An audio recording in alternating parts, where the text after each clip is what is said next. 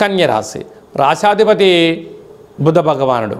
వీరికి 2వ స్థానంలో శుక్ర భగవానుడు స్వక్షేత్ర సంచార స్థితి ఉండడం వలన పట్టిందల్లా బంగారం అవ్వడం, ధనకనక వస్తు వాహనాలతో ఉండడం, ఆర్థిక ఇబ్బందులు తొలగిపోవడం, ఆధ్యాత్మిక తీర్థయాత్ర ప్రయాణంలో ఉండడం, ఆనందకరమైన జీవితాన్ని పొందబోతున్నారు.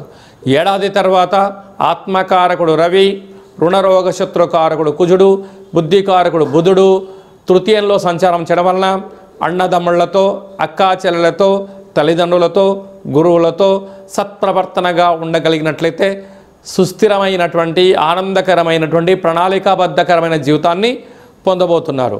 అలాగనే 6వ స్థానంలో రాహు, సప్తమంలో శని సంచార స్థితి ఉన్నప్పుడు కాల సమయంలో ప్రేమికులు చాలా జాగ్రత్తగా ఉండాలి. భార్యాభర్తల మధ్య అన్యోన్యత చాలా అవసరము. చిన్న చిన్న విషయాలకు గొడవలు తగదు. అనేక రకాలమైనటువంటి కార్యక్రమాలు చేసేటప్పుడు ముందు చూపు చాలా అవసరం అని చెప్పి గుర్తుపెట్టుకోగలగాలి. మన పెద్దవారు చెప్తూ ఉంటారు, దీపం ఉండగానే ఇల్లు చక్కబెట్టుకోవాలి.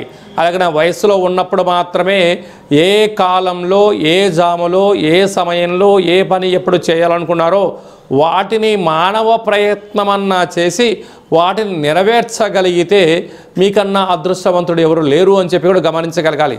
లేకపోతే కరిగిపోయిన ఐస్ ముక్క, మన చేతిలోంచి వెళ్ళిపోయిన ధనము, యవ్వనము తిరిగి రాదు అని చెప్పి కూడా గమనించగలగాలి. 12 సంవత్సరాల తర్వాత ఏకాదశ స్థానంలో దేవగురు బృహస్పతి జలరాశిలో సంచారం చేయనప్పుడు ఇది చాలా యోగదాయకం. సత్ప్రవర్తన, ఆధ్యాత్మిక చింతన, తల్లిదండ్రుల యొక్క సేవ, సంపూర్ణమైనటువంటి ఆయుర ఆరోగ్యాన్ని కాపాడుకోగలిగితే అదే మహాసంపద.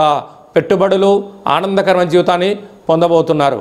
వ్యయంలో జ్ఞానకారకుడు, మోక్షకారకుడు, అష్టమగ్రహకారకుడు, సంచిత కర్మ, ప్రారబ్ధ కర్మ, ఆగమిక కర్మ నివారణ కారకుడు కేతు భగవానుడు సంచారం చేయడం వలన ఏ పని చేసినా చేయాలి.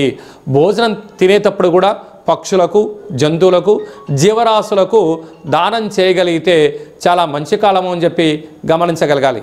ఇలాంటి కాల సమయంలో మహాదేవుడి దగ్గర ఆకుపచ్చ కలిగినటువంటి అంటే పెసరపప్పుతో, ధాన్యంతో, పిండితో చేసిన దీపాన్ని ఏర్పాటు చేసి వెన్నను వేసి దీపాన్ని వెలిగింపచేసి పెసరపప్పును మహాదేవుడికి నైవేద్యంగా ఏర్పాటు చేసి ఈ యొక్క దీపాన్ని, ఆ పెసరపప్పును మహాదేవుడికి దానం చేయడం వలన దోషాలు తొలగిపోతాయి. ఆహార ఉత్పత్తులు, సంపూర్ణమైన స్థిరచరాస్తులు, అలాగనే మార్కెటింగ్ రంగంలో ఉండబడిన వారు, స్వయం వృత్తులు, సేవా రంగాల్లో ఉండబడిన వారు ఎంతో జాగ్రత్త అవసరం అని చెప్పి కూడా గమనించాలి.